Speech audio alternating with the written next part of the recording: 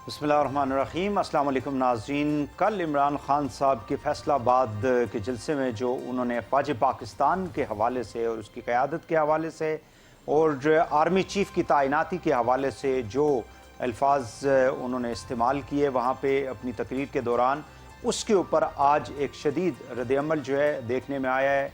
ISPR की जानिब से उन्होंने ये कहा है कि फ़ौज के अंदर शदीद गम गुस्सा जो है वो पाया जाता है। साथ ही साथ उन्होंने ये भी कहा कि फ़ौज जो है हर रोज़ पाकिस्तान की सलामती यानी मुल्क की सलामती और उसकी हिफाजत के लिए अपनी जानों के नजराने पेश कर रही है। इस सूरत हाल में इस किस्म के बयान जो है वो अफसोसनाक हैं। आर्मी चीफ़ की जो तैनाती है उसका जो अमल है वो आइन के अंदर बिल्कुल वाज़ेह है और उसके मुताबिक ही ज़ाहिर है कि जो भी आर्मी चीफ़ होता है उसकी तैनाती की जाती है। उसको मुतनाज़ बनाने की कोशिश करना जो है वो किसी सूरत भी मुल्क और कौम और फ़ौज पाकिस्तान के हक़ में नहीं है। सीनियर लीडरशिप की अहलियत और हुब्बुल वतनी, क्योंकि अगर इमरान खान साहब की स्पीच को देखा जाए तो उन्होंने दोनों चीज़ों को, यानी उन्होंने ये कहा जी कि किसी अहल शख्स को ऊपर आना चाहिए जो स्ट्रांग होता है, जो मजबूत होता है उसको, और फिर साथ ही साथ उन्होंने जो हुब्बुल वतनी है उसको भी अपनी तकरीर के दौरान सवालिया निशान बनाया, जिसको ISPR ने उसकी भी मजम्मत की है। और उन्होंने कहा है कि सियासत में फ़ौज को मुलव्वस करना किसी सूरत भी ना पाकिस्तान के हक़ में है और ना अफवाज पाकिस्तान के हक़ में है। ये एक पैटर्न हमने देखा है कि इमरान खान साहब जब से उनको नो कॉन्फिडेंस मोशन के ज़रिए जो है अप्रैल में निकाला गया था हुकूमत से, उसके बाद से मुख्तलिफ जो पब्लिक मीटिंग्स के अंदर, जलसों के अंदर, मीडिया के साथ जो उनकी गुफ्तगू होती रही, या वो जो मीटिंग्स करते रहे या वो जो एड्रेसेस करते रहे वकला को मुख्तलिफ जगहों के ऊपर, उन्होंने किसी न किसी तरीके से कोशिश मतलब ये बताने की कोशिश की है कि इस्टेब्लिशमेंट जो है या अफवाज पाकिस्तान जो है उनका कोई डायरेक्टली या इनडायरेक्टली किरदार रहा उनको बाहर निकालने में। और उन्होंने ये कई बार ये बात कही है, ऑन रिकॉर्ड है, कि वो जो एक इम्पोर्टेड हुकूमत पाकिस्तान के ऊपर मुसल्लत की गई है यानी PDM को, उसको जिन लोगों ने रोकना था उन्होंने उनको रोका नहीं है। उनके अंदर एक, आप देखें कि उनके अंदर एक गुस्सा जो है वो दिखाई देता है। इस तमाम जो इस वक्त सूरत हाल है मुल्क के अंदर और उसके ऊपर ये रद्द-ए-अमल जो है वो एक नेचुरल था, जिस किस्म की लैंग्वेज जो है वो PTI के चेयरमैन ने, फॉर्मर प्राइम मिनिस्टर ने इस्तेमाल की थी। साथ ही साथ उनकी जो तकारीर लाइव दिखाने के हवाले से इस्लामाबाद हाई कोर्ट के अंदर एक मुकदमा चल रहा था, एक केस था, आज उसको चीफ जस्टिस हाई कोर्ट ने उसको निपटा दिया है। और उन्होंने ये ज़ाहिर है कि उन्होंने भी कल की जो उनकी स्पीच थी इमरान खान साहब की उसकी मजम्मत की है और उन्होंने डायरेक्ट किया है पैमरा को कि आप सुप्रीम कोर्ट ऑफ पाकिस्तान की जो रूलिंग है या जो फैसला आया था इस हवाले से, उसकी रोशनी में आप अपने कवानीन को और मीडिया को जो है वो रेगुलेट करें। तो इसका मतलब यही हुआ कि आने वाले दिनों में जो एक रिलीफ हमने देखी थी कोर्ट्स की जानिब से PTI के चेयरमैन को मिली थी, शायद उसको वापस ले लिया जाएगा या उसके ऊपर कुछ ना कुछ अब आइंदा जो है वो देखने में आएगा। ये पाकिस्तानी सियासत किधर जा रही है, मुल्क जो है वो काफ़ी हिस्से उसके यानी सिंध के जो काफ़ी रूरल एरिया जो है वो पूरे का पूरा अगर आप देखें तो दर्जनों के हिसाब से हमारे डिस्ट्रिक्ट जो है वो पानी के अंदर इस वक्त घिरे हुए हैं, यानी सैलाब है वहाँ पे। इसी तरह साउथ पंजाब है, इसी तरह आपका बलूचिस्तान के काफ़ी अजला और ख़ासकर जो इंफ्रास्ट्रक्चर है हमारा मुल्क का वो काफ़ी ज़्यादा उससे फना हो चुका है। और दूसरी जानब इस किस्म की सियासी कशमकश जो है उससे मुल्क जो है वो दो चार है। इस हवाले से हम गुफ्तगू करेंगे। मेरे साथ मौजूद हैं जनाब सेनेटर राना मकबूल साहब, पाकिस्तान मुस्लिम लीग नून के मरकज़ी और सीनियर रहनुमा है। बहुत शुक्रिया आपका राना साहब, आपने हमें टाइम दिया। जनाब कादर खान मंदोखेल साहब हैं, आप पाकिस्तान पीपल्स पार्टी के मरकज़ी रहनुमा है, रुकन कौमी assembly, senior advocate Supreme Court of Pakistan. Qadir Mandokhel साहब आपका भी बहुत बहुत शुक्रिया। जमशेद इकबाल चीमा साहब हैं हमारे साथ, सीनियर रहनुमा है, फॉर्मर प्राइम मिनिस्टर के एडवाइज़र रह चुके हैं PTI के, आपका भी शुक्रिया। और जनाब फ़ारूक हमीद साहब ब्रिगेडियर रिटायर्ड पॉलिटिकल और डिफेंस एनालिस्ट हैं। फ़ारूक हमीद साहब आपका भी बहुत बहुत शुक्रिया। बात का आगाज़ फ़ारूक साहब आप ही से कर रहे थे, काइंडली मुझे ये बता दें कि ये जो एक प्रेस रिलीज या एक जो स्टेटमेंट जो है, बड़ी स्ट्रॉन्ग स्टेटमेंट हमने देखी है काफ़ी अरसे के बाद जो है वो ISPR की जानिब से आई है इमरान खान साहब के इस बयान के ऊपर। सो आप इसको किस तनाजुर में देखते हैं कि रिटायर्ड जो फौजी अफसरान हैं या जवान हैं, क्या वो भी इसी किस्म के जज्बात जो हैं वो रखते हैं इस किस्म की स्टेटमेंट के हवाले से? बिस्मिल्लाहिर्रहमानिर्रहीम, बहुत शुक्रिया वहीद भाई। देखें, जब इमरान खान साहब ने कल ये अल्फाज कहे या ये उन्होंने अपना पॉइंट ऑफ व्यू दिया अपने जलसे में, यकीनन I was very upset and I was taken aback कि यार ये इमरान खान साहब को क्या हो गया, ये किस तरफ चल पड़े। भाई आप अपने जलसे करें, भरपूर आप तकरीरें करें, जमहूरी प्रोसेस है, आपका राइट है।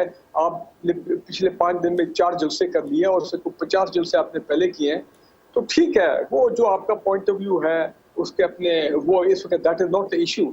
लेकिन इस वक्त आके जबकि मुसल्लह अफवाज फ्लड्स में बड़ी कॉम्प्रिहेंसिवली और एंगेज्ड हैं वो पूरे पाकिस्तान में, और पॉलिटिकल हमारी गवर्नमेंट जो है, चाहे फेडरल गवर्नमेंट हो, प्रोविंशियल गवर्नमेंट हो, वो भी एंगेज है इस वक्त पे ऐसे इस किस्म की अनकॉल्ड फॉर अनवारंटेड ये रिमार्क्स देना, मेरा ख्याल है अगर जिसने भी इनको एडवाइस किया है with in the PTI top leadership वो गलत किया है, ये बिल्कुल नामुनासिब। मैं I think I was the first retired फौजी जिसने, मेरा भी मीडिया से आपको पता 14-15 साल से ताल्लुक है, तो मैंने मुनासिब समझा कि मैंने आके इमीडिएटली ट्वीट किया कि ये अनकॉल्ड फॉर है और ये नहीं होना चाहिए था। जब भी आर्मी चीफ की वो तैनाती का इस्तेमाल आता है तो 2-3 महीने पहले एक तो मीडिया में स्पेकुलेशन शुरू हो जाती है। आपको पता है मीडिया को भी शौक है ऐसी चीजों पर स्पेकुलेट करने का, और फिर पॉलिटिकल लीडरशिप जो है उन्होंने वो भी इस किस्म की अगर बातचीत में इन्वॉल्व हो जाए तो it doesn't go well with the people of Pakistan, does not go well with even retired फौजी। बिकॉज देखिए, कोई नहीं चाहता कि पाकिस्तान की टॉप मिलिट्री लीडरशिप को कंट्रोवर्शियल बनाया जाए, उन पे उंगलियां उठाएं और उनको अपना आवाम की नजर में उनकी बेतौकीरी करें। दिस इज नॉट एक्सेप्टेबल, ये अलाउड नहीं है। बिकॉज अभी तो देखे ना, उनके पास एक ही तरीका है कि उन्होंने एक बड़ा स्ट्रॉन्ग रद्द-ए-अमल दिया, और मैं आई एग्री विद यू कि मैंने इतना शदीद रद्द-ए-अमल ISPR का पहले कभी नहीं देखा। मुझे लग रहा था आज सुबह कि ये ऐसा कोई रद्द-ए-अमल आएगा। चले, मैं आपकी तरफ आता हूँ फारूक साहब, मैं आपकी तरफ आता हूँ। मंदोखेल साहब, आप क्या कहेंगे कि इमरान खान साहब जो हैं वो जब से उनको आप लोगों ने वोट आउट किया है, एक तो जाहिर है कि वो कहते हैं आप लोगों की जितनी भी PDM की जो जमातें हैं दे वो पार्ट ऑफ द कॉन्स्पिरेसी, एक साजिश जो है वो बाहर उसको बनाया गया और उसके नतीजे में उनको फारग किया गया। और फिर वो साथ ही साथ ये कहते हैं कि जिन लोगों ने इस साजिश को नाकाम करना था उन्होंने नहीं किया। इनडायरेक्टली वो आपको पता है कि वो क्या मैसेज देने की बात करते हैं, कभी वो न्यूट्रल्स का लफ्ज़ यूज़ करते रहे। सो आप क्या समझते हैं कि इमरान खान साहब की जो पावर की डिस्परेशन है वो आउट ऑफ कंट्रोल हो चुकी है? जी बिल्कुल वही हुसैन साहब, मुझे तो ऐसा लग रहा है कि इमरान खान साहब का जिम्मा लेके भागा है और जिस तरीके से वो रिएक्शन दिया है। दूसरी बात ये कि आप मुझे बताओ कि जिसको साजिश कहते हैं, आइन का आर्टिकल 95 सब क्लास 1 के तहत मोहतरमा बीबी शहीद के खिलाफ अदम एतमाद आया, नाकाम हो गया। शौकत अजीज साहब के खिलाफ आया, नाकाम आ गया। बलूचिस्तान में जाम कमाल साहब के और सनाउल्लाह ज़ेरी साहब के खिलाफ आया है तो उन्होंने हम कामयाब हो गए, उन्होंने पहले इस्तीफा दे दिया। ये तो आईनी बात हो गई, ठीक है। अब जो दूसरी बात आपने आर्मी के हवाले से बात की है, तो मैं ये समझ रहा हूँ कि ये शख्स कहता था कि मैं लंदन में बड़ी आयशी की जिंदगी गुजारा था या जो भी सुकून की जिंदगी गुजारा था, तो मैं तो पाकिस्तानी की खिदमत के लिए आया हूँ। और पाकिस्तानी की खिदमत जो 3.5 साल में उसने की है, पाकिस्तान की खिदमत, उससे चीमा साहब और पीपल्स पार्टी के और तमाम पार्टियों के लोग अच्छी तरह वाकिफ है कि उन्होंने क्या खिदमत की 3.5 साल में। और मैं दोबारा चैलेंज करता हूँ, एक भी प्रोजेक्ट बता नहीं सकते हैं। अगर वो बताएंगे तो हेल्थ कार्ड बताएंगे, तो हेल्थ कार्ड में एडवांस पे सवाल आपके सामने छोड़ रहा हूँ कि आज जो सैलाब में 80% पाकिस्तान पर PTI की हुकूमत है, वो उनका हेल्थ कार्ड कहाँ गया। और एहसास प्रोग्राम जो जालसाजी से उसने नाम रखा बेनजीर इनकम सपोर्ट के जरिए, वो कहाँ है उनका। आज पाकिस्तान में सिंध के अलावा इनकी पूरा पाकिस्तान में कश्मीर समेत हुकूमत है। अच्छा, अगली बात आपने जो अफवाज पाकिस्तान के हवाले से की है, पिछले दौर में यानी पिछले महीनों में जब पीटीआई की हुकूमत थी तो आर्मी एक्ट 1952 के तहत उन्होंने अमेंडमेंट लाई।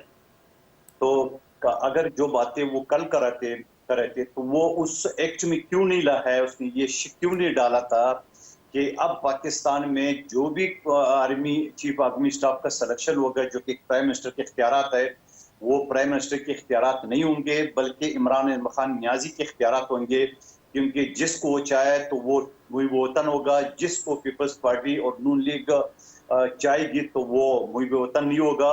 और माजी में भी पीपल्स पार्टी और नून लीग के अदवार में मुख्तलिफ चीफ ऑफ आर्मी स्टाफ तैनात हुए तो वो सबको भी सब। लेकिन इमरान खान साहब ने साथ ये भी कहा कि वो अपने जितने भी करप्शन के केसेस हैं उनको ख़त्म कराने की, मतलब उन्होंने इस तैनाती के साथ उसको भी जोड़ दिया। आप लोगों के ऊपर जो वो इल्ज़ाम लगाते हैं हमेशा, आज से नहीं कई बरसों से, वो आपको पता है कि उनका एक तरीक़ाकार रहा है, तो वो ये कहते हैं कि उनसे बचने के लिए आप लोग ये सारा कुछ कर रहे हैं। वही से साहब, मैं जाहिलून की जनाजे में नहीं जाता, ठीक है, और जाहिलून से बहस करना भी उसी तरह है कि अपना सर दीवार के साथ टकराना। आप मुझे बता दें, मैं कानून की तालिब इल्म कैसे से कोई भी कानून अगर समझता है तो मुझे इस बात का दे दे, अंग्रेज के वक्त से पाकिस्तान की 75 साल तारीख में एक कानून चल रहे है कि जिस आदमी ने 1000 कत्ल भी किया हो तो उसको 14 दिन से ज्यादा रिमांड नहीं मिलते, बल्कि 14 दिन भी किस्तों में मिलते हैं, 2 दिन 4 दिन हफ्ता। ये कौन सा कानून था जिसको हमने चेंज किया है? नेब का 3 महीने यानी 90 डेज जो रिमांड था उसको हमने खत्म कर दिया है, वापस 14 दिन पे लाया। नंबर 1 बात। दूसरा कानून ये है कि कोई आदमी अगर कोई, वहीद हुसैन साहब, मैं आपकी मिसाल दे दूं,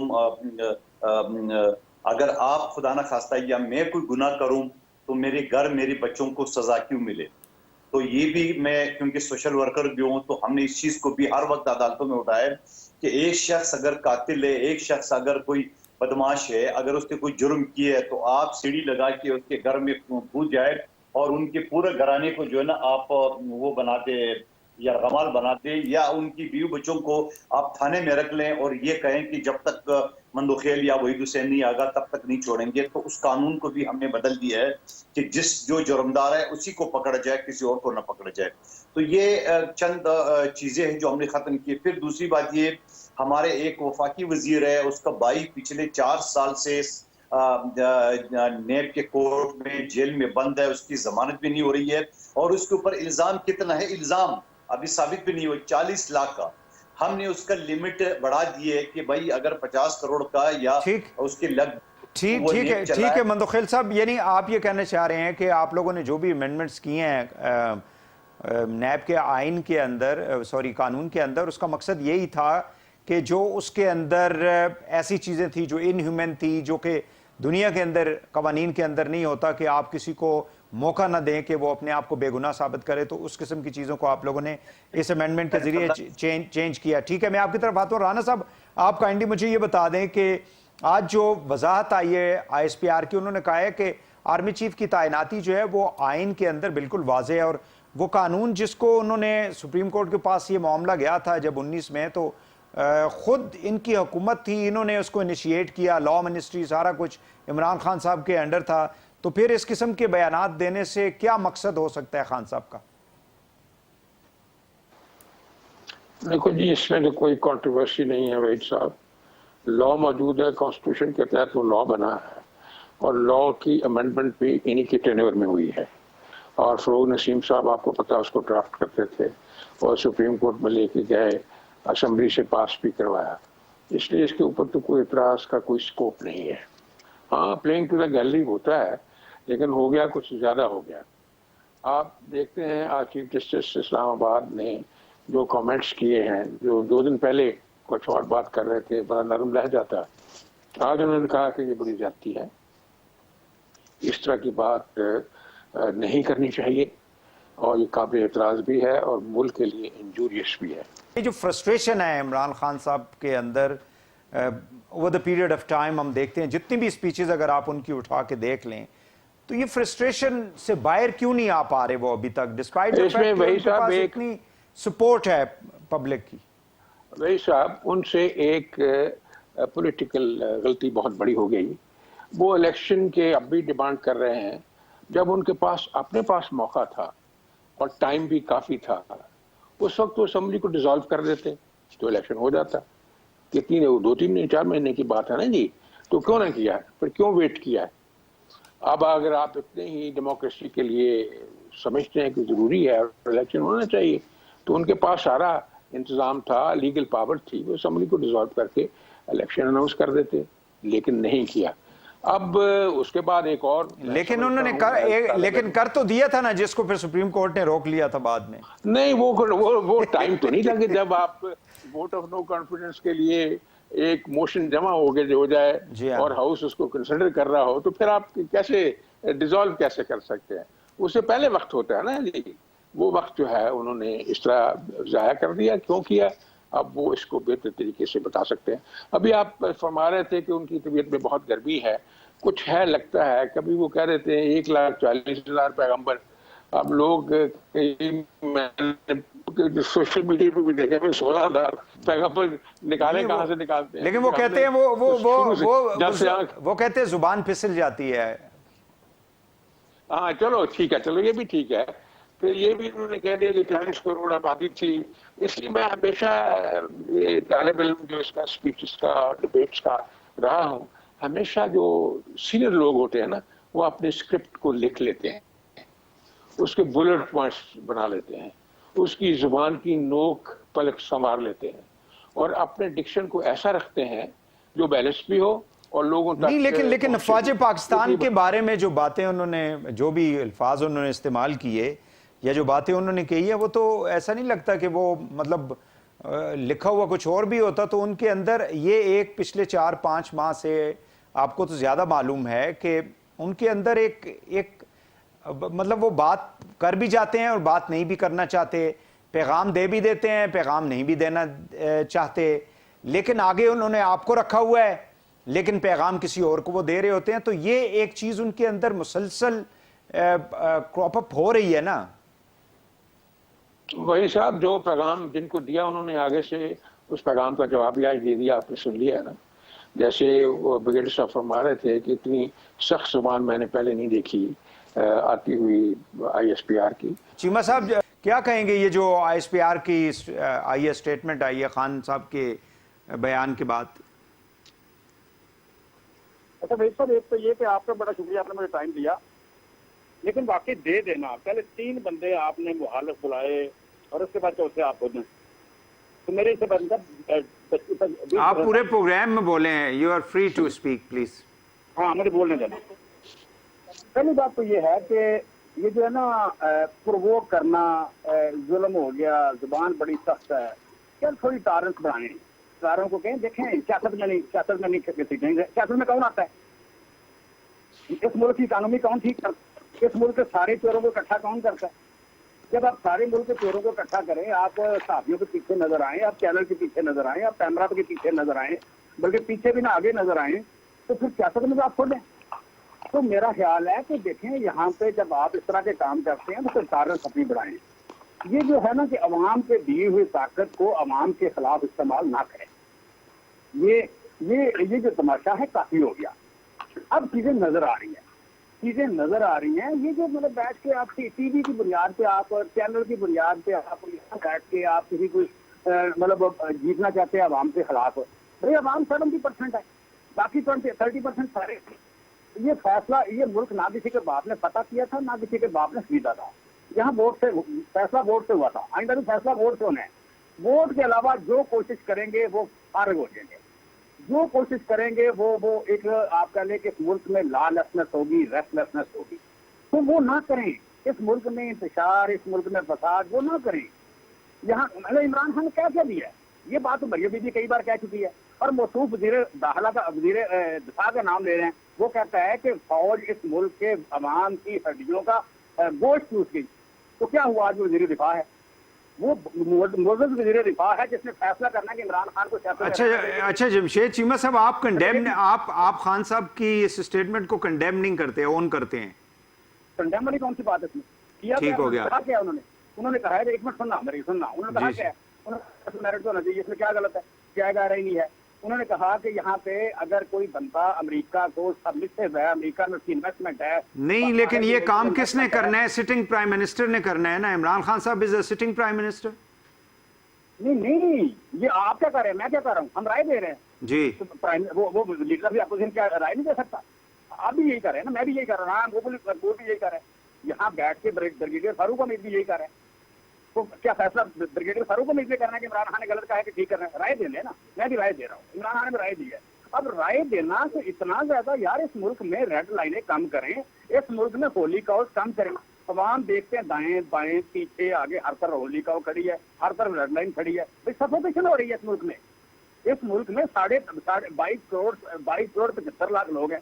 22 करोड़ 75 लाख लोगों को आप अपनी तरफ से देखते हैं कि आपके बारे में कोई बात ना हो जाए, और आप हर जगह नजर आए। आप लोगों से फ्रीडम ऑफ स्पीच छीन लें, आप लोगों को मीडिया पे आने से छीन लें, आप मीडिया बंद कर दें, आप चैनल आपकी मर्जी से चले, आपका लिखा हुआ स्क्रिप्ट बोले, और फिर आप पे इकरार हो कि जमहूरियत है, और उसको गैर जमहूरी कहे भी कोई ना।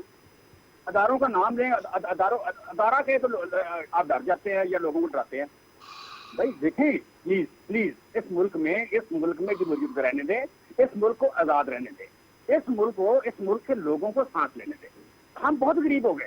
अगर आपका फेवरेट बिलावल हो, अगर आपका फेवरेट है कि यहाँ पे सारा शहर डूब गया, नहीं तो इमरान खान फेवरेट नहीं थे किसी के। अगर आपका फेवरेट जो जरदारी हो तो बात ना करें, और अगर जरदारी के बारे में बात करें तो आप नाराज हो जाए। भाई ऐसे ना करें। यहाँ पे आप किसी की गेम ना खेलिए, अदारे को लेकिन चीमा साहब, आप लोगों को ये सारी बातें एक सवाल का जवाब दे देना। आप काइंडली सवाल का जवाब भी दे देना। जो सवाल मेरा ये है कि आपको ये सारा कुछ जो है, जमहूरियत, अवाम की आवाज, ये सारा कुछ, democracy, supremacy of the parliament, supremacy of the constitution, ये हुकूमत में निकलने के बाद याद आई है? हमेशा से याद है। हम तो एफर्ट कर रहे हैं। हम तो किसी की नर्सरी ये अल्फाज तो इमरान खान साहब ने कभी पहले इस्तेमाल नहीं किए थे जब हुकूमत में थे, हुकूमत में बैठ के किए थे। यार मुझे बात करने प्लीज, ऐसे नहीं मुदाखरात नहीं हम कर रहे, लेकिन बात करने प्लीज। देखें आपका काम है सवाल करा, मेरी बात कर रहे हैं। देखें हम तो इस मुल्क में, हम तो सियासत में हैं इसलिए कि हम जमहूरियत का दिफा करें।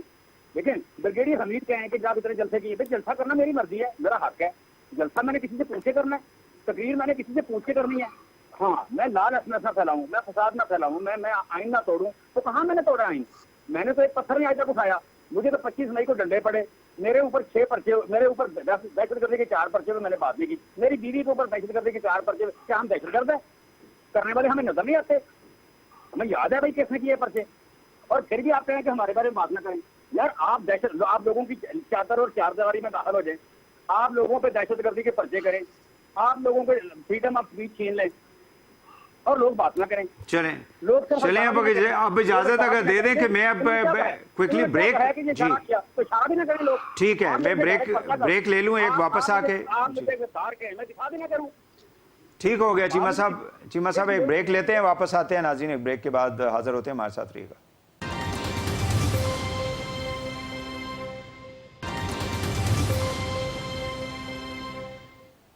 Welcome back. फारूक साहब, आपने गुफ्तगू सुनी है ब्रेक से पहले जमशेद चीमा साहब की, आप इस पे क्या कमेंट करेंगे? वो कहते हैं जी हम कोई गलत बात की नहीं है उन्होंने। देखिए अपना भाई साहब, आपको इमरान खान का जो पॉलिटिकल माइंडसेट है वो इस वक्त समझना पड़ेगा, और इसको थोड़ा सा पॉलिटिक्स के साथ अगर मैं जोड़ता हूँ कि ठीक है, वो अपने आप को इस वक्त एक एग्रीव पार्टी समझते हैं पिछले 5-6 महीने में जो कुछ हुआ है, और उसकी वजह से वो तो शुक्र है कि उन्होंने, हमने भी बड़ा प्रेशर डाला, मीडिया ने भी बहुत प्रेशर डाला। आई एम श्योर पार्टी के अंदर जो सेन लोग हैं उन्होंने भी कहा होगा कि खान साहब ये जो आप बड़े बड़े लफ्ज इस्तेमाल कर रहे हैं टॉप मिलिट्री लीडरशिप के लिए, ये गैर मुनासिब है और इनको आप ये मत इस्तेमाल करें। तो वहाँ पे तो मैंने देखा है कि उन्होंने एक वाज़ेह टोन डाउन उन्होंने किया, जो ऐसे अल्फाज जो कि मैं मुनासिब ही नहीं समझता कि मैं उनको दोहराऊं आपके प्रोग्राम में।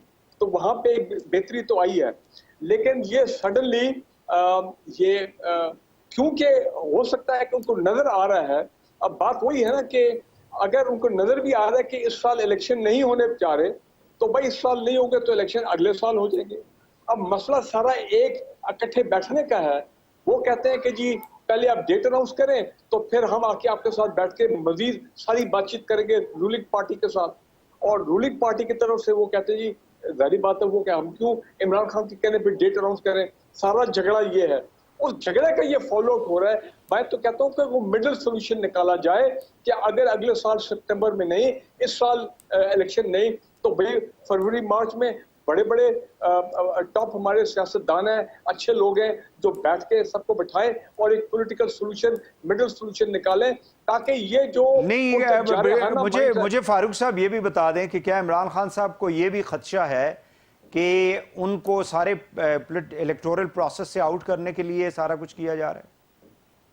नहीं, ये तो देखें, हम जब पीएमएल वाले अपने दोस्तों से बात करते हैं, लाहौर में पीटीआई के लोगों से जब बात करते हैं, मीडिया के दोस्तों से, तो वो सब ये इस बात का खदशे का इजहार तो कर रहे हैं कि जितने केसेस चल रहे हैं, चाहे ईसीपी हो, तोशाखाना हो, फॉरेन फंडिंग हो, कंटेम्प्ट ऑफ कोर्ट हो, ये तमाम जो केसेस चल रहे हैं, और अब शायद अब ये कोई केस भी बन जाए, जिस तरह आप बता रहे हैं, ख्वाजा आसिफ साहब डिफेंस मिनिस्टर कह रहे हैं कि वो गौर कर रहे हैं, तो कहीं ना कहीं कौम, आपको पता पाकिस्तान में तो जब सिस्टम जो है, मैं सिस्टम में बड़ी ब्रॉड बेस्ड बात कर रहा हूँ कि वहां पे फिर वो चाहें तो they can come down very hard और उनकी डिस्क्वालिफिकेशन भी हो सकती है। तो जारी बात है उन पे वो डिस्क्वालिफिकेशन की तलवार भी है, और इलेक्शन जो है वो नहीं हो रहे हैं, और जलसे उनके बड़े कामयाब जा रहे हैं। Let us be very honest about it, वो तो नजर आ रहा सामने। तो ये तमाम उसके इस तमाम तनाजुर में आप उनका माइंडसेट देखें, और आगे फिर नवंबर में एक बड़ा अहम जो है वो लेकिन ब्रिगेडियर साहब मुझे ये बताएं कि आईएमएफ के हवाले से जो शौकत तरीन जो बातें करते रहे हैं, ये नेशनल इंटरेस्ट की बातें हैं। आप हुकूमत में नहीं है, आपने आईएमएफ के प्रोग्राम को बिल्कुल बुलडोज कर दिया क्योंकि आप हुकूमत से निकल रहे थे, और अब जब ये हुकूमत ये सारा कुछ कर रही थी तो आप उसको भी ये नहीं रोकने की कोशिश करें। तो what does it mean? As long as you are in the government everything is okay, IMF is okay, establishment is okay, इदारे सारे ठीक हैं, when you are out of the power फिर सारा खराब हो गया। नहीं, आप बात तो इन प्रिंसिपल आपकी बात बिल्कुल सही, मैं आपसे एग्री करता हूं, लेकिन बात यह कि पाकिस्तान की सियासत की डायनेमिक्स भी तो आप देखें ना, पॉलिटिक्स की डायनेमिक्स भी देखें कि क्या हुआ है पिछले 5-6 महीने में। और मैं आपकी बात मानता हूं कि अगर मैं इमरान खान साहब की जगह होता तो मैं अगले इलेक्शन की तैयारी करता, और देखिए उन्होंने कई मरतबा ये कहा है कि वो कोई ऐसा कदम नहीं उठाएंगे, वो कोई ऐसी बात नहीं करेंगे, लेकिन फिर उसके वो यू टर्न लेके रिवर्स भी चले जाते हैं कि ऐसी बात करें जिससे पाकिस्तान को नुकसान है, जिस टाइम पाकिस्तान में कोई खुदा न खास्ता अफरा तफरी हो या ऐसे हालात पैदा हो। तो मैं समझता हूँ कि पीटीए के अंदर जो सेम लीडरशिप है, उनको भी बैठ के खान साहब को एडवाइस करना चाहिए, जो उनकी कोर कैबिनेट है, उनके कोर एडवाइजर्स हैं, कि खान साहब ये जो कन्फ्रंटेशन वाली मामला हो गए हैं एस्टैब्लिशमेंट के साथ, कभी कभी जुडिशरी के बारे में भी वो बड़े बड़े जुमले बोल देते हैं, तो ये जो है ना, ये मामला ठीक नहीं है, कोलिजन कोर्स पे नहीं रहना चाहिए।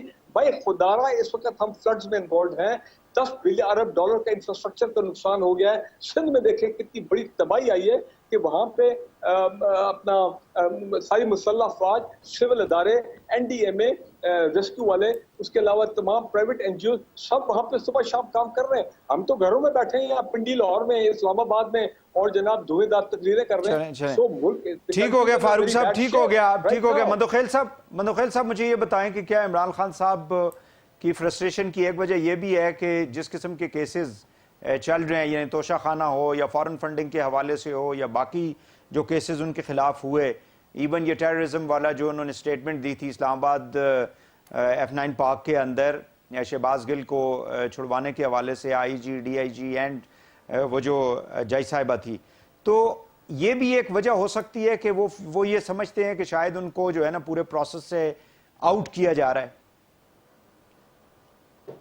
वही हुसैन साहब, मैं तो पहले ही अर्ज कर चुका हूँ कि ये शख्स से कुर्सी क्या छीनी, ऐसा लग रहा था कोई इनको गुर्दा लेके भागा है। क्या तूफान आ गया, पीपल्स पार्टी के क़यादत को शहीद कर दिए, झूठे मुकदमात में फांसी दिए, आसिफ अली जरदारी साहब को, अदीब वरियाल को, खुर्शीद शाह साहब को, डॉक्टर आसिफ को, सबको जेल के सलाखों में डाल दिए, नवाज शरीफ साहब को नाइल कर दिए बेटे की तनख्वाह न लेने पे, और इनकी 2 हुकूमतें ख़त्म कर दी गई है। हमने कम बे किए, ऐसे क्या तूफान आ गया? तो आप मेहनत करें, आपने 3.5 साल में जो काम करके दिखाया है वो आम को बता दीजिए कि नहीं है। लेकिन सवाल ये है कि मेरे मोहतरम जमशेद तरीन साहब ये फरमा रहे हैं कि इस मुल्क में जो है ना वो इंतशार और फसाद ना करें। तो जरा मुझे बताएंगे फसाद और इंतशार की डेफिनेशन क्या है, मुल्क दुश्मनी की डेफिनेशन क्या है? क्या अगर एक बम ब्लास्ट दहशतगर्दी, कत्ल, गारत, इंसदाद दहशतगर्दी में आता है तो क्या शौकत तरीन का, इनकी वो झगड़ा का और वो मौसन लगारी के इनके टेलीफोन क्या मुल्क दुश्मनी में नहीं आते? क्या रियासत नाकाम करने के लिए, IMF की पैसे रोकने के लिए, पाकिस्तान को अपनी गंदी जबान से 3 टुकड़े के ख्वाब देखने के लिए, श्रीलंका बनाने के लिए जो उन्होंने प्लानिंग की है वो चकनाचूर होते हुए नजर आ रहे थे, वगैरह वगैरह। अच्छा, उसके बाद मोहतरम हमारे फारूक साहब फरमा रहे हैं कि भाई इलेक्शन का झगड़ा है ये वो सारा। जरा मोहतरम फारूक साहब, आपको याद दिलाता रहूं कि हम पहले दिन से जब 2018 की RTI सिस्टम को बिठा के और इस नासूर को पाकिस्तानी अवाम के सर पे बिठा दिए, तो क्या हम री इलेक्शन की बात करते थे तो PTI वाले क्या जवाब देते थे? ये 5 साल हमारे, अगले भी 5 साल हमारे। तो आप मुझे बताओ कि आप कैसे कह सकते हो कि फरवरी में इलेक्शन बिठाओ, सबको बिठाओ, ये कर क्यों? आईन के अंदर हमारे 5 साल पूरे होंगे 13 अगस्त 2023 में। और फिर अगर इसी तरह अफवाज पाकिस्तान, चीफ जस्टिस और पाकिस्तान की बुनियादी हिलाने के लिए जो ये इंतशार फैला रहे, फसाद फैला रहे, उसके लिए भी एक कानून है। आर्टिकल, ये मेरे साथ राना साहब एग्री करेंगे, आर्टिकल 233, 232 और 34। अगर मुल्क में इसी तरह हाल हो तो इस असेंबली जो है ना वो 1 साल के लिए एक्सटेंड भी हो सकती है। लेकिन सवाल ये है कि क्यों बैठे? अच्छा, अगर दूसरी मैं आपको पॉजिटिव जवाब दे देता हूँ, ये तो मैं गुस्से में आपको जवाब दे रहा हूँ, खुदा न खास्ता चलो बिलफर्ज हम इलेक्शन पे राजी भी हो जाए, तो आप मुझे बताओ कि जो निगरान हुकूमत था वो अपोजिशन लीडर राजा रियाज साहब की मशवरे से होगा या डी चौक के मशवरे से होगा? आप मुझे बताओ, ये शख्स फरमा रहे कि मैं मौजूदा इलेक्शन कमीशन को नहीं मानता हूं, तो मौजूदा इलेक्शन कमीशन को हटाने के लिए जो आइन में एक ऑप्शन है उसको अडॉप्ट करेंगे या इस शख्स के ख्वाहिश पे उसको निकालेंगे? फिर ये फरमा रहे हैं कि अगर 2/3 इलेक्शन मेरी मेजॉरिटी नहीं आई तो मैं नहीं लूंगा हुकूमत। ये किसको सुना रहे हैं?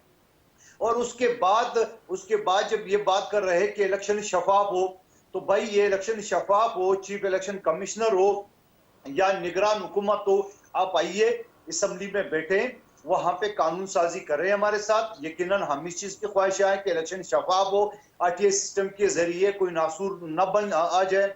आप आइए बैठे, मगर अगर आप डी चौक में दरख्तों को आग लगाएंगे, घास को आग लगाएंगे, ATM मशीन उठा के ले जाएंगे, तो ऐसे लोगों से तो आईनी आतों से निपटना चाहिए।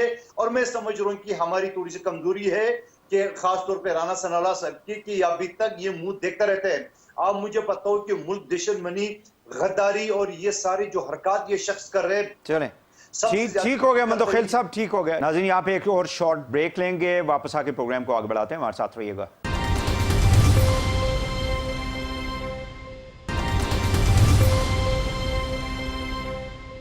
वेलकम बैक नाज़रीन। मुल्क की जो सियासी सूरत हाल है, ख़ासकर ISPR की जानिब से जो एक स्टेटमेंट आई है, रद्द-ए-अमल आया इमरान खान साहब की बयान के बाद, जो उन्होंने तकरीर की थी फैसलाबाद में, उसके ऊपर गुफ्तगू की जा रही है। इमरान साहब, क्या वे फॉरवर्ड क्या है इस सूरत हाल में? और जो PTI है जमशेद चीमा साहब की, तो आपने बात सुन ली, शायद आगे चल के लीडरशिप जो है वो जो भी उन्होंने बात की है उसके ऊपर रिग्रेट करें या जो भी क्लैरिफिकेशन दे, बट PTI की जो सेकंड टीयर लीडरशिप है वो तो बिल्कुल क्लियर है कि उन्होंने कोई गलत बात नहीं की है।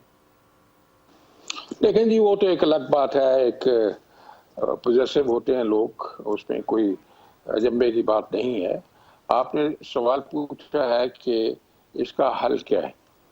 अभी ब्रिगेडियर साहब ने भी कहा ना, they have to step down from this pedestal of anger, और इससे नीचे आके इनको बातचीत के लिए आना पड़ेगा, इससे अलावा कोई रास्ता नहीं है। अभी मंदोखिल साहब ने कहा, बड़ी उन्होंने लॉ की बातें की, आ जाए नेशनल असेंबली में, कौन को रोक रहा है? आ जाए नेशनल असेंबली में, आके पार्टिसिपेट करें, आके मीटिंग्स करें, कॉन्फ्रेंस करें, कमेटीज बनाएं, और हो सकता है कि कोई ऐसी कमेटी बनाने में कामयाब हो जाए अपोजिशन गवर्नमेंट, जो बैठ के सारे मसाइल का को हल निकाल ले, को मोडेलिटीज तय कर ले, इलेक्शन की मोडेलिटीज तय कर ले। इस तरह धक्के से कैसे काम चलेगा, और साथ साथ इस तरह के काम भी होते रहें। मैं आपसे इजाजत से एक बात जरूर करना चाहता हूँ। अभी बात की गई है दहशतगर्दी की। देखिए आप उसको, मैं स्टूडेंट को लॉ का मंदो खेल साहब बेयर में आउट, ये वो दहशतगर्दी नहीं है जो आप कह रहे हैं कि बम चला दिया। अगरचे कुछ काम तो ऐसे हैं जो बम से ज्यादा भी नुकसान दे रहे हैं कौम को, जैसे अभी तरीन साहब की बात की। लेकिन ये लॉ का सेक्शन है, जो सेक्शन 6 है इसका, उसका 2 पार्ट का M एक सब सेक्शन है। M में ये है कि जो आदमी पब्लिक सर्वेंट्स को थ्रेट करेगा, टेरराइज करेगा, काम से रोकेगा, ऑब्स्ट्रक्शन पैदा करेगा, उसके ऊपर ये सेक्शन ऑफ लॉ लगेगा। ठीक है जी। और उसकी सजा 5 साल है। ये कि वो टेररिज्म जिसको ये वो टेररिज्म बना रहे हैं कि जो बम चलाने वालों के खिलाफ होता है या क्लैशनकोव चलाने वालों के, ये वो टेररिज्म नहीं है। लेकिन ये लॉ का चूंकि हिस्सा है, इसलिए इसको ये टेररिज्म कहे जा रहे हैं। ये तो लॉ अप्लाई करना पड़ता है। इनके वकीलों को जरूर पता होगा, क्योंकि ये एक पब्लिक को बताना होता है कि हमारे ऊपर दहशतगर्दी का पर्चा दर्ज हो गया है। वो दहशतगर्दी ये है कि आप अगर पब्लिक सर्वेंट को काम से टेरराइज करेंगे, रोकेंगे, ऑब्स्ट्रक्शन पैदा करेंगे, या पब्लिक सर्वेंट्स को या पुलिस मुलाजमों को या फौज के मुलाजमों को अगर तो ये सेक्शन मारेंगे, इनको इन्वोक किया जी, इनको इन्वोक किया जा सकता है। जी बिल्कुल सही है। चीमा साहब आप लाइन पे हैं? चीमा साहब मुझे ये बताएं कि चीमा साहब मुझे ये बताएं कि खान साहब कहते हैं कि मुझे बिल्कुल दीवार के साथ अगर आप लगाएंगे तो मैं टाइगर बन जाऊंगा। सो कौन उनको दीवार के साथ लगा रहा है? यार आपको भी पता है और आपके साथ 3 बंदे और बैठे, इनको भी पता है। नहीं मुझे नहीं पता ना, आपको पता होगा, आप बता दें। मैंने कोई कसर नहीं छोड़ी बताने में, मैंने बता दिया, सारा बता दिया। देखिए फ्रैंकली मैं आप नजर आ रहे हैं, दीवार के पीछे भी नहीं, दीवार के सामने आ गए। और फिर ये इसरार नहीं मुझे समझ आता कि इसके बावजूद इसरार ये कि हम हमारी तरफ इशारा ना हो, किसी के मुंह से कोई जू मैनी बात ना निकले, कोई हम सियासत में नहीं है, हम ए न्यूट्रल हैं, ए वगैरह वगैरह। ये इसरार ही गलत है। जब आप एक बंदा पीपल पार्टी और नून लीग को इकट्ठा कर देता है और शहबाज शरीफ और जरदारी साहब को जो पेट फाड़ते थे इकट्ठा कर देता है और सिंध हाउस में लाके पैसे देता है, तो फिर हमें पता ना चले उसका नाम किसी जगह। भाई 22 करोड़ 75 लाख हैं, इतने लोगों में किसी ना किसी आजाद बंदे के मुंह से गलती से निकल ही जाता है। तो फिर आपको इस बात पर गुस्सा लगे, मैं कहता हूँ टारगेट बढ़ाएं या आप काम की MQM, काफ लीग, ये बाप पार्टियां, ये सारा कुछ है आपके साथ। जब नथी थी तो आप लोग उस वक्त तो कहते थे डेमोक्रेसी है मुल्क में, आज वो उनके साथ हैं तो आप कहते हैं जी ये कोई लेकर आया है। ये तो फेयर बात नहीं है ना जी। बिल्कुल नहीं कहता, मैं बिल्कुल नहीं कहता। मैं कहता हूँ कि जो पार्टियां होती हैं ये कौम का सस्ता होती हैं। जिस तरह एसेट्स होते हैं किसी कौम के, उसी तरह पार्टीज होती हैं, और पार्टीज नेशनल होती हैं। पार्टीज MQM नहीं होती, बाप नहीं होती, 4 बंदों की पार्टी नहीं। आप उन्हीं लोगों के ऊपर तो हुकूमतें करते रहे हैं 3.5 साल। वही बात करने वैसे नहीं बात। शेर साहब आप बात माना भी करें ना। आप कहते हैं मीठा मीठा हब कड़वा कड़वा थू, आप ये कहें कि उनकी वजह से हमारी हुकूमत चलती रही है। मुझे बात करने तो देना, मैं कर लूँ 2 मिनट बात अगर इजाजत दें तो। सर बोल लूँ? जी प्लीज गो अहेड। हाँ फिर टोकना ना प्लीज, मैं प्रोफेसर हूँ, मेरे पे बार टोकेंगे मुझे ऐसा लगता है जैसे मेरे चले मैं अनपढ़ आदमी हूँ, आप प्रोफेसर हैं, आप बोलें। अच्छा सर, गुजारिश ये है कि मैं 1947 से लेके आज तक बनने वाली या बनाई जाने वाली पार्टी ये इस हरकत के खिलाफ थी। किसी भी जमहूरी आदमी को काफ लीग बनाए, MQM बनाए, बाप बनाए, क्या कोई इत्तेहाद बनाए, इस तरह तो आप लोग हुकूमत ना बनाते ना। मैं फिर सवाल करूंगा, आपको बुरा लगेगा। आप हुकूमत क्यों लिए आप लोगों ने? आप लोगों के पास तो 18 में कोई वो नहीं थी, क्लियर मेजॉरिटी नहीं थी। अच्छा मुझे ये बताएं कि अगर मैं नेक होना चाहूं तो होने की इजाजत है? अगर मैं जमहूरी बेहतर हो जाऊं तो मुझे तो यही नेक होने की बात नवाज शरीफ करते हैं, आप उनको गद्दार कहते थे। आप तो नवाज शरीफ का केस लड़ रहे हैं, मेरे सवाल कर रहे हैं, मुझे जवाब देने प्लीज। मैं तो आपको कांटो आर्गुमेंट दे रहा हूँ। अच्छा मैं हाथ जोड़ के आप बात करूं तो मुझे आप टोके ना, हाथ जोड़ूंगा आपसे। Please go ahead. मैं मेरे हाथ जोड़े हुए मुझे बात करने प्लीज गो अहेड। अब बड़ी मेहरबानी, अल्लाह की कसम मेरे माँ बाप भी थोड़े एहसान मत होणगे, मैं गल करन दो प्लीज। प्लीज गो अहेड करो, सारी गल्लां तुसी करो, प्लीज गो अहेड। सर दोबारा टोकोगे सर, इसी प्रोग्राम बंद कर। ठीक है सर, बोलो। सर मैं बात कर रहा था कि देखें हमें किसी लेवल पे जाके इस बात को रोकना होगा। मुल्क में नेशनल पार्टियों की जरूरत है, इस मुल्क में रीजनल पार्टीज की दो चार पकड़ जो है उनकी जरूरत नहीं है। वो आप करेंगे तो आप जमहूरियत के अगेंस्ट काम कर रहे हैं। नेशनल इस मुल्क में कुछ लोग नवाज शरीफ को पसंद करते हैं, बलूचिस्तान में बैठे हों, सिंध में बैठे हों, केपी में बैठे हों, पंजाब में बैठे हों, वो इस मुल्क के इकट्ठे होने की वजह है। इस मुल्क में इमरान खान इस मुल्क की सालमी यकजहती की वजह है। जो बंदा उस पार्टियों को तोड़ के छोटी करता है वो इस मुल्क की नजरियाती सरहदों की हिफाजत नहीं कर रहा, वो नजरियाती सरहदों के अगेंस्ट काम कर रहा है, वो यकजहती और सालमियत के अगेंस्ट काम कर रहा है। लिहाजा ये काम 1947 से जारी था, अब खत्म कर दें इसको। इस बात को ना टारगेट किया जा सकता है, ना इसको अप्रिशिएट किया जा सकता है, ना इसको अच्छा कहा जा सकता है। लिहाजा हमने किसी के डर से इसे अच्छा नहीं कहना, हमने किसी के डर से किसी बात को आप पहले कंडेम नहीं करना, किसी बात को अप्रिशिएट नहीं करना। हमें जो अकल में आएगी, समझ में आएगी, जो जमहूरियत के लिए, इस मुल्क के लिए बेहतर होगी, उसी को अप्रिशिएट करेंगे। जो उसके खिलाफ होगी उसे हम कंडेम करेंगे। लिहाजा ये जो बात है ना, चाय की प्याली में तूफान चौथे दिन ले आते हैं। आज इमरान खान ने ये कह दिया, आज फलाने ने ये कह दी, शौकत तरीन ने कह दी। शौकत तरीन ने क्या गलत कहा है? शौकत तरीन ने कहा कि हमारे मुल्क में सैलाब आ गया, हमारे मुल्क में आप कह लें कि गुर्बत आ गई है, महंगाई ज्यादा हो गई है, हम सरप्लस नहीं दे सकते। सरप्लस ना देना हिंद पहले कह चुका है और आज देना भी नहीं है उन्होंने। ये इनके हक ये बनता था। गवर्नमेंट कहती है कि हमारी सूबाई गवर्नमेंट सरप्लस वापस नहीं कर सकती, लिहाजा हमें IMF के पास जाते जाके नेगोशिएट बेहतर करते। इन्होंने बजाय उसके आके गद्दारी चलें, आप लोगों ने बड़ा अच्छा नेगोशिएट किया था 2019 जुलाई में। We really appreciate you. तो बहुत शुक्रिया जमशेद इकबाल चीमा साहब आपका, कादर खान बंदुखेल साहब आपका, सेनेटर राना मकबूल साहब आपका, फारूक हमीद साहब आपका, चारों मानों का बहुत बहुत शुक्रिया। नाज़रीन प्रोग्राम से इजाज़त दीजिए, अल्लाह हाफिज़।